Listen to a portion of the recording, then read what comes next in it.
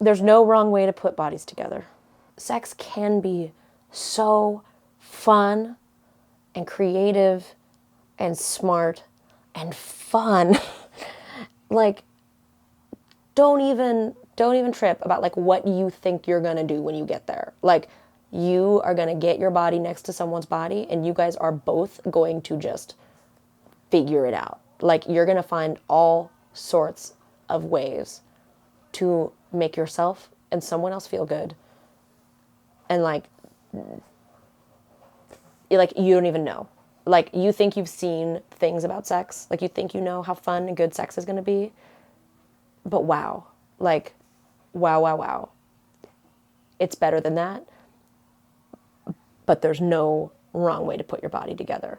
Like, just lean into it. Be like, does this go here? Cool. That's fun. Like, neat. Like, not even in a sex part. You know what I mean? Just like, wow, there are so many pleasurable sensations that you can find, that you can make the fuck up.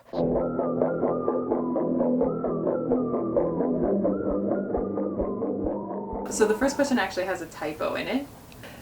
God, do you feel about talking about your sexuality on camera? Oh, whoa. Is God the typo? I feel comfortable talking about my sexuality, period, to anybody who will listen or wants to talk about it.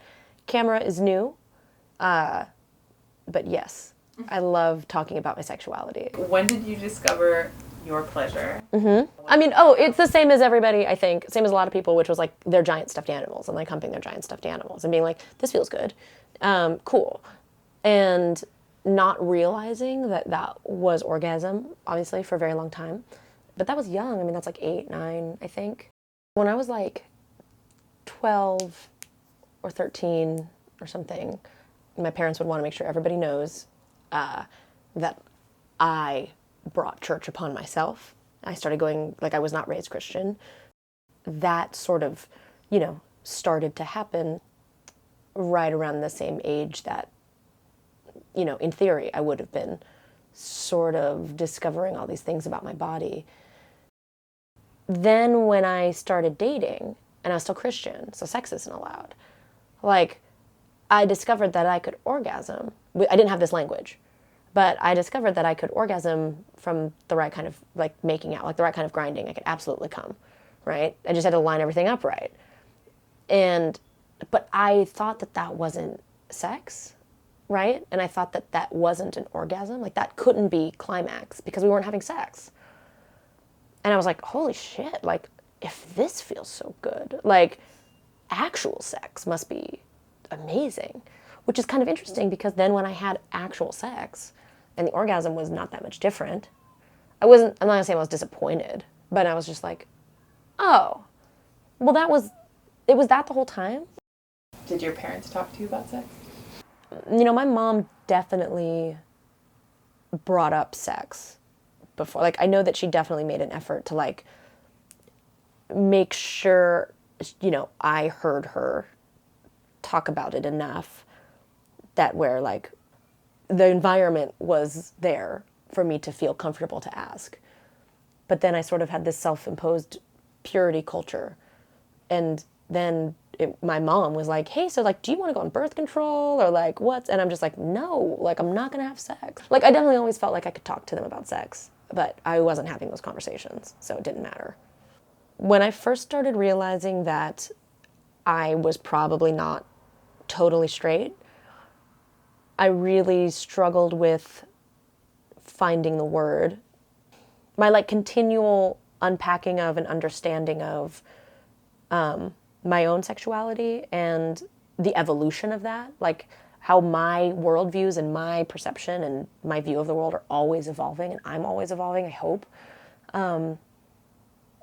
Like dating a trans person, well, I'm not a lesbian because they identify as male, so I can't call myself a lesbian. Like, that totally disrespects their gender identity and, like, calls it invalid. So, okay, so I can't say lesbian. Like, it's shitty of me to say lesbian. And it never felt right anyway, you know? And God, I hate that there even needs to be a word for any of it anyway. Like, ultimately what I want is just for everybody to say, wow, people are attracted to people. And there's so many kinds of ways that we can all connect and like have relationships and have like energy shares. And it doesn't need to be this orientation or this relationship or this boundary or this binary.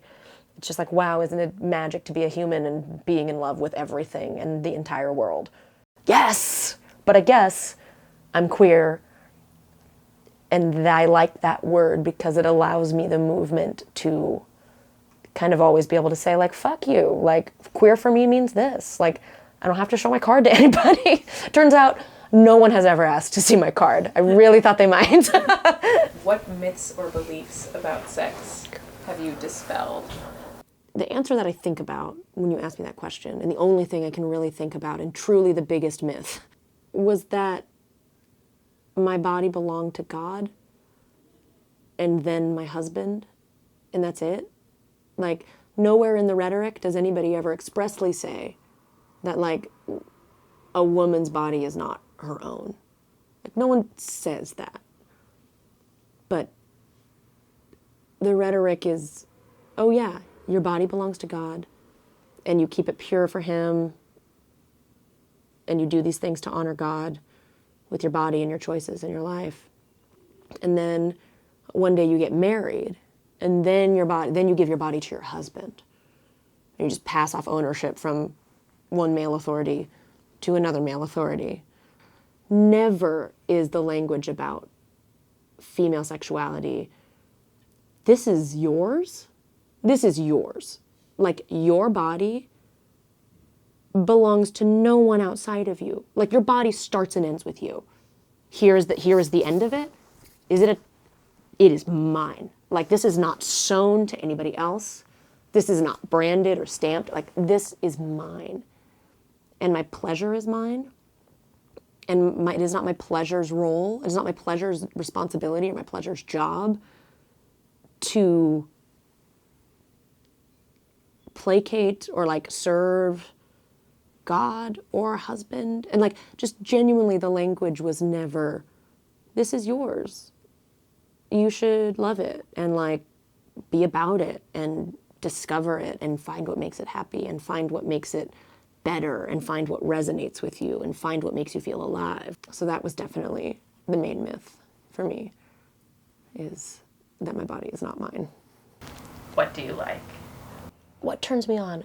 Really good sexting turns me on more than anything else. Like, good sexting. I love good sexting. What does that look like? Good sexting requires a lot of intelligence, I think, because it involves restraint and it involves imagination and suggestion. And I just really, I mean, listen, all sexting is fantastic. All consensual sexting is fantastic. I love being out with a partner and watching them flirt with somebody. Like, I love being out together and like a server, like obviously flirting with one of us, both of us, either of us, whatever. I'm just like, yes, she's so hot. Like, you're totally right. She's amazing. Like, she is that smart. I know. It's surprising. It's surprising that she's that pretty and so smart and funny. Like, I know. It's amazing. And I love watching people be attracted to my partner. And I love encouraging it. I'm like, listen, like, do you want to, yeah, get it. Like, get it. You are so hot. Yes, yes, yes. I'm so happy for you. I love and need a lot of pressure and friction. Like, I want a body on me. Like, I want to feel someone, like, physically, like, pulling, grabbing, pushing, like, get a body on me. So, like, any sort of, like, position or sex that kind of involves not a lot of, like, contact or touching, or, like, honestly, that's a lot of the reason why I don't love oral sex a lot of the time, is because I'm like, you're so far away. Like, get your body, like, even when the oral sex is going really good, and I'm like, yeah, I like this. Like, I'm having a good time. What I'm doing is wanting to pull them up, and I'm like, cool, this is good. Can we get to the rest? Like, get your body on me now? Like, get your something rubbing on my clit. Like, I don't care. Like, I want to feel your body moving on mine, and like that's what will make me come. I love dating people. Wow. Like, wow. Like, what a great thing to find somebody that you want to like spend that kind of time with and see what you have to share with each other. I don't want to never do that again. And then when I started seeing the possibility of setting up your life to have a different sort of relationship structure could be, I was like, yeah. Oh, yeah. I thought I was so broken. Like, I thought I was doing everything wrong. I thought I was being, I mean, there's definitely plenty of damage I did in relationships because I hadn't learned a lot of things about me yet, and I handled certain things certain ways because I hadn't learned those things or that language.